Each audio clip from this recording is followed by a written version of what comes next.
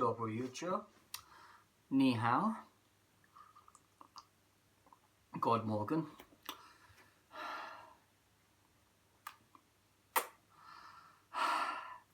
I have the world's most expensive passport in the world, even behind the country of Syria. I received in the mail today my brand new Australian passport. This cost me a total of £280 sterling, or roughly in Australian currency, $570. Now, for any Australian who lives abroad who has to renew their passport, it's going to cost you an extra 175 Australian dollars.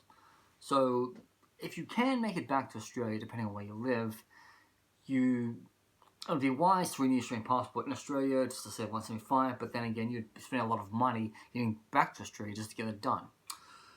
Now, I have not lived in Australia for coming up just past 8 years. Yes, I left Australia in November 2016. Now, my Australian passport was going to expire in April this year, and I needed to get it renewed in case family matters happen back at home. Who knows, I may have to go back to Australia at the drop of a hat, because with my parents, my brothers, my niece and nephews, and also I may have to go to New Zealand later on, which Australian passport allows me to enter New Zealand visa free.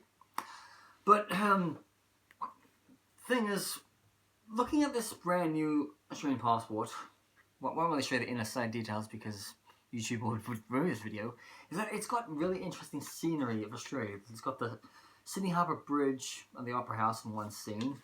It's got like the Three Sisters. It's got the Bread Knife, Wabungal Range, Mount Barrier in Queensland. It's got the Great Barrier Reef in northern Queensland, not far from my father's in Cairns. It's got Dayu Islands and Waif Island and the Torres Strait Islands up north, near the border with Papua New Guinea. Burungkuri Kakadu National Park in Northern Territory. It's got Bungle Range in Western Australia. A map of Uluru in Northern Territory. The Pink Lake of Lake Hilla in southern part of Western Australia. It's got Penland Pound, Flinders Range National Park, that's in South Australia. Kati Thandai Lake Aya in South Australia. It's got scenery from Tasmania as like One Glass Bay, and Dove Lake also in Tasmania. It's got 12 Apostles, that's in Victoria. It's got Redmond Bluff, it's also in Victoria. Then also it ends on Hanging Rock in Massillon Ranges. It's got a hard plastic for the photo page, which is a good thing because with British one, the British one is like a hard plastic, but previous British passports used to be like paper thin, and they'd have like issues like sticking in. So since King Charles III is still the head of state in Australia, it says His Majesty King Charles III request on all who may concern to allow the bearer and Australian citizen to pass freely without let or hindrance, and to afford him or her every assistance in protection of which he or she may stand in need. And it's also quoted by the Governor General of Australia because King Charles III is still the head of state in Australia until we become a republic. So think about that in mind. Yeah. So, the world's most expensive passport is in my hands, and I'm going to use this. I'm going to use this passport to go to China, to cross its land borders into Pakistan and Mongolia, to get into Tajikistan visa free. I could use this passport, but if I want to visit Tajikistan, I need an e-visa for this passport. I can get a visa on the border with Afghanistan. I can live in New Zealand if I want to, but I never really bothered. This entitles me to. I can go to the same amount of countries as a British passport. The only difference is that This British passport allows me to live within the United Kingdom and Ireland. The Australian passport only allows me to live between Australia and New Zealand. In South America, I have to pay more money to get into countries with this passport, where I use this passport visa-free.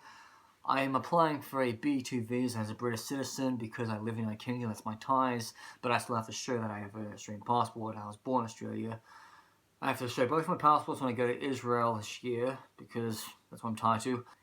It was my choice that I choose to become a British citizen so I can live in the United Kingdom, and I couldn't care about any of the amount of criticism I received for wanting to live in the United Kingdom over Australia any day of the year. It's because Australia has become so damn expensive to live in. I've always had the opportunity to live in the United Kingdom. I've taken it since I was 29 years old, and here it is me. But I'm still entitled to come back to Australia. I'm still entitled to Australian help.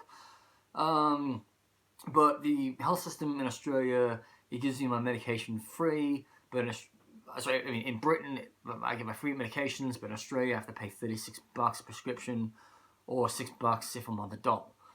And also, in Australia, the dole pays more than the United Kingdom. So, I'm going to show you this video about how I compare both my passports. Okay, so I'm on passportindex.org, which can show you how powerful your passport is, and you can compare it to different countries. Now, both the Australian passport and the British passport are judged as 174 equally, so it's like Australia is 101 visa-free nations compared to the United Kingdom of 117.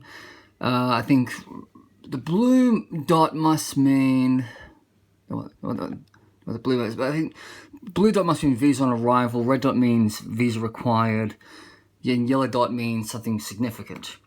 So we'll go by all 193 members of the UN. So we'll start off with like Afghanistan, okay, visa required, which is for both passports, but surprisingly enough, if you go to the Afghan-Tajikistan border, you will get a visa on arrival upon paying about $80 American. Albania, it's visa-free. Algeria, I need a visa. Andorra, surprisingly, is not part of Schengen, but still visa-free.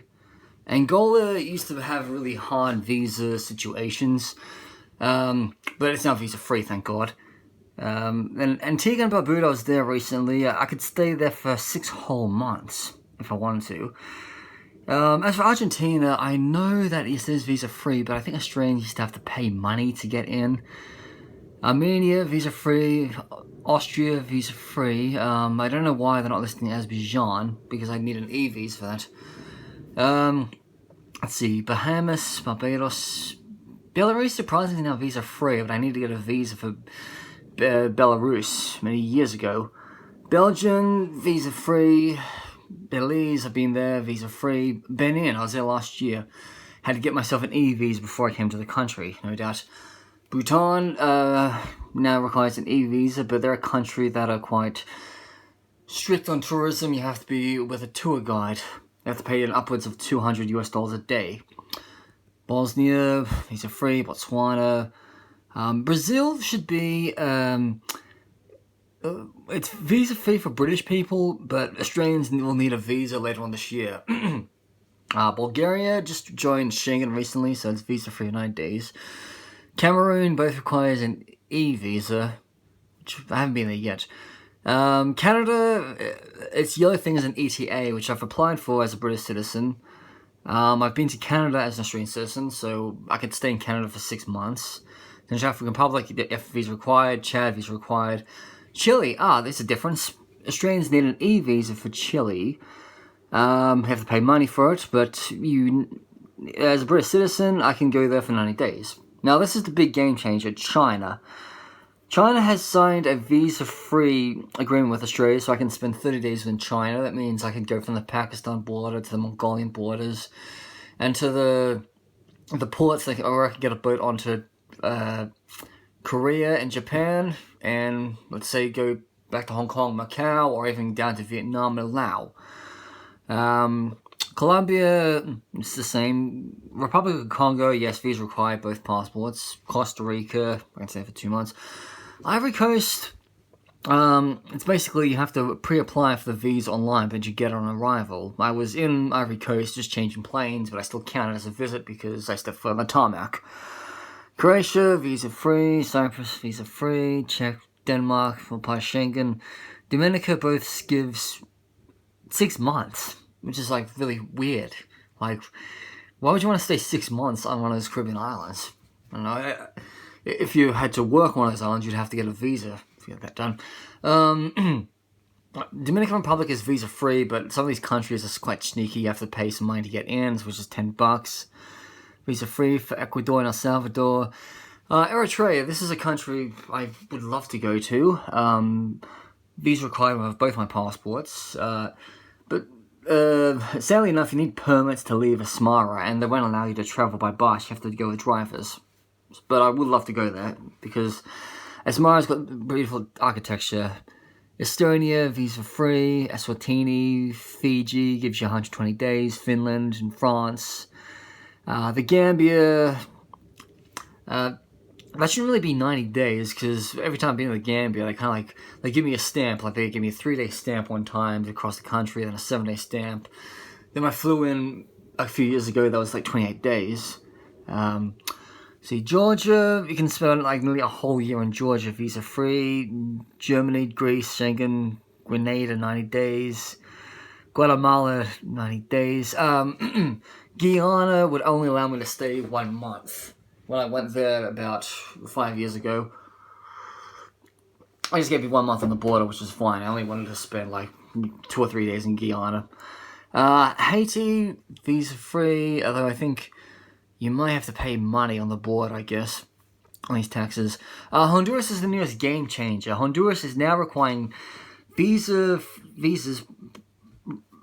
beforehand for British citizens, but Australians don't need that. So let's just say if I was traveling from Mexico to Panama, I probably would have to use my Australian passport to dodge that visa requirement for Honduras, but I've already been to Honduras. I would really want to go back to Nicaragua because I've got friends in Nicaragua, but let's move on. Hong Kong, I can actually stay in Hong Kong for half a year as a British citizen, but Aussie citizens can only get 90 days. Now that both Australian and British passport, they only allow me 90 days within Schengen within a 180-day period. That's why I don't really tend to go to Europe that much, because I've already seen Europe. This is only thing, Ireland, right? As a British citizen, I have the right to live in Ireland. So it is visa-free, but it should really just be like indefinite leave to remain. The Australians can stay in Ireland for 90 days. Israel, I've applied for my ETA as a British citizen to go to Israel this year for 25 shekels. They'll let me stay for 90 days, but I'm only going to spend a week there. Italy is also Schengen. Jamaica is visa-free. Japan is visa-free. Kazakhstan, visa-free. Many years ago, I went to Kazakhstan and I could only stay 15 days, but now it's 30 days. And my British passport could get me into Kazakhstan, but I need a visa for that.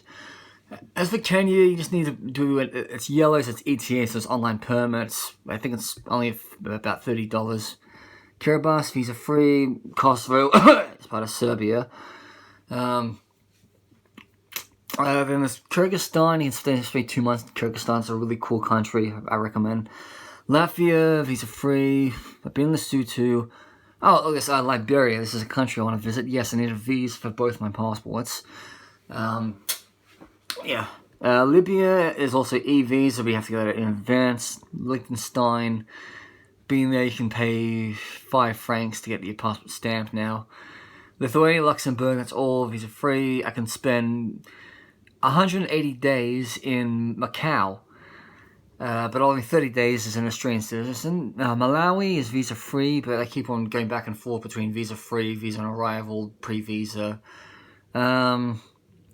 Malaysia, I haven't been back in years, but I can stay in Malaysia for 3 months. Mali, oh god, their visa is so complicated now. I need like somebody in the country to give me an invitation letter just to go there. But if there's a will, there's a way. Malta, I've been there. Mauritius, 90 days. Mexico, you can spend 6 months visa-free, which is quite an interesting country. Micronesia, 30 days. Moldova, been there not 3 months, but Moldova isn't EU or Schengen.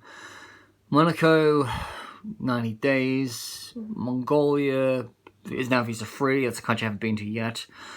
Montenegro is 90 days. Morocco, both my passport, 90 days. Myanmar, e-visa. Now, I went to Myanmar on the border crossing with Thailand, and I basically just paid about, I think, $10 US, but it gave me a permit where I could only stay in this part of Myanmar for 14 days. I couldn't go to Yangon or anywhere, but I still went to Myanmar. Namibia is going to change visa requirements for British people. There's a tit for tat, so I've already been to Namibia. It's a great country. Would like to go back. I have to use my Australian passport. Yes. Nauru, surprising enough, nobody ever tends to go to Nauru, but I need a visa for both my passports. And there isn't a Nauruan embassy or high commission here in London, so I'd have to go back to Australia to get my Nauruan visa. New Zealand, I have visa, which it shouldn't really just be visa-free. I have the right to live in New Zealand for as long as I like with an Australian passport, but British citizens would only be allowed 6 months in a year. Nicaragua, I've been there. I had to pay $10 to get into Nicaragua for a tourist card, so it's a hidden visa-free. Niger, there's actually a consulate in Milton Keyes that can give me a visa to Niger, but been a bit of street. North Korea. If you technically want to say you've been to North Korea, you can go to the DMZ, where you won't be required a visa, and you can still be able to step foot in North Korean soil. But if you want a tour of North Korea, you need to be on a guide.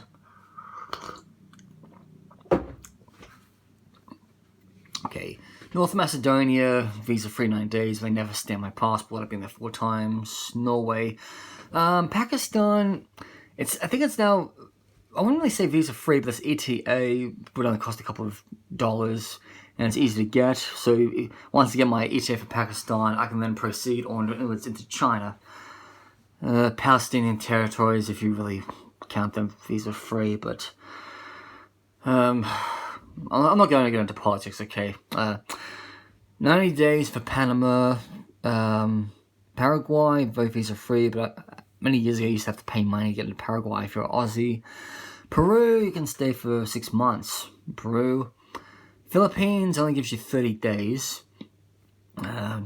Philippines yet. Poland, as the Schengen, 90 days. Portugal, Schengen, 90 days. Romania is now part of Schengen, so 90 days. Russian Federation, I now need a visa. Well, I've already been to Russia. The visa isn't really that bad to get. You just need to pay someone in Russia. They'll give you an invitation. You take the invitation with your paperwork to the Russian consulate or embassy, and you get a visa. There's just some problems to leave in the border, which you can explain to me, but you have to register like wherever you go. And you've only got like a certain period of time. Like my visa for Russia was only valid for like 2.5 weeks, because I was on the Trans-Siberian for a whole week. Rwanda is visa-free, which is a good country. I'd like to visit there soon. I was in St. Kitts and Nevis. I could stay in the country for 6 months with a British passport, only 9 days Australian. Not really much of a difference. St. Lucia is 42 days. Because these Caribbean countries, they're kind of like cracking down on Brits and staying there, like overstaying their welcome. Because, some Brits, with a pension pot, they can go to these countries and then they kind of like use up the visa-free access and then they have to go back. But otherwise, they'll lose their pension in Britain. São Tomé and Príncipe, I haven't been to this country yet. As a British citizen, I could go into São Tomé for 15 days, but I'd need an e-visa as a Australian passport. You can fly from Portugal to São Tomé via Accra on tap. I was thinking of going there, but I went to Burkina Faso instead. Serbia gives you 3 months. I spent a lot of time in Serbia, but never longer than a month in Serbia. This interesting thing with Seychelles tourist registration, like you have to pre-register online that you come to the Seychelles before you get on a flight. So it's like a really hidden visa. Singapore is 90 days, Slovakia 90 days, Slovenia, that's Schengen. South Africa, both Australian and British people can go for 90 days, but sadly, South Africans need visas to come to both Britain and Australia, unless of course they have like multiple citizenships, which some of them do. South Korea, I can stay for 90 days. I already did my online visa in case I want to go to South Korea soon. Spain, yeah, that's 90 days. a lot of Brits are being screwed up because of the whole 90 days thing. For Schengen, St. Vincent and Grenadines, 3 months. Sudan is a war zone right now. You need a visa for both my passports.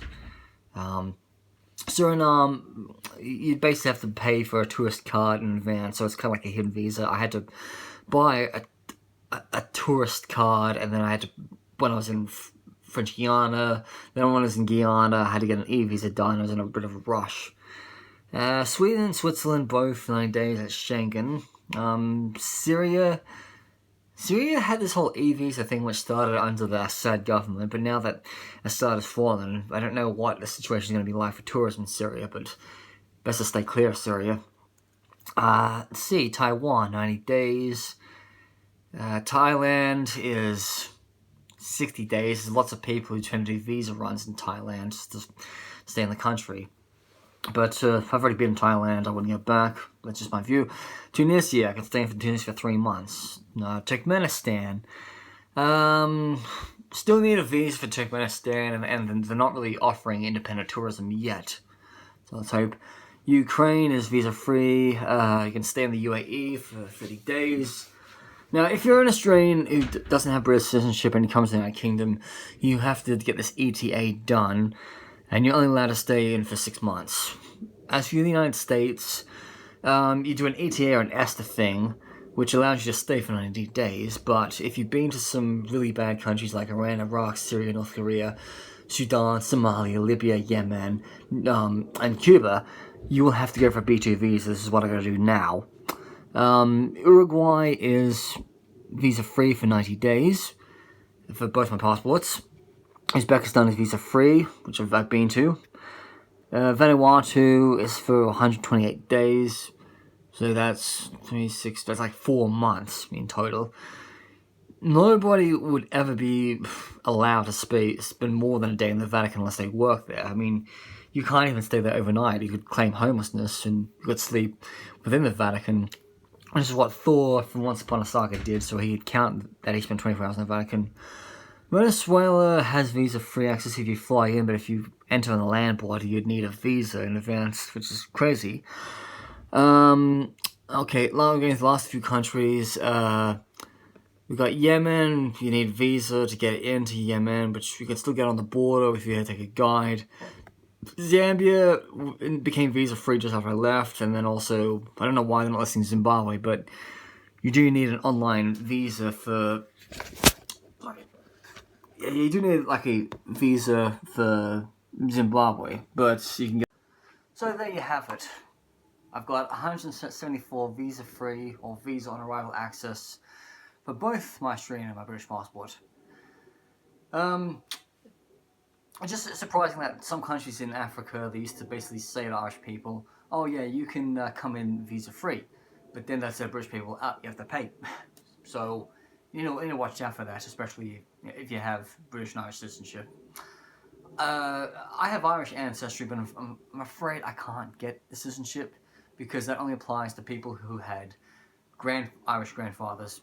I had a great-great-grandfather from Ireland who went to New Zealand, and that was my mother's, that was my mother's grandmother, so that's my grandmother, grandfather, we call it, yeah. So, if I want to get the Irish passport, I have to live in Ireland for 5 years, either Ireland or Northern Ireland.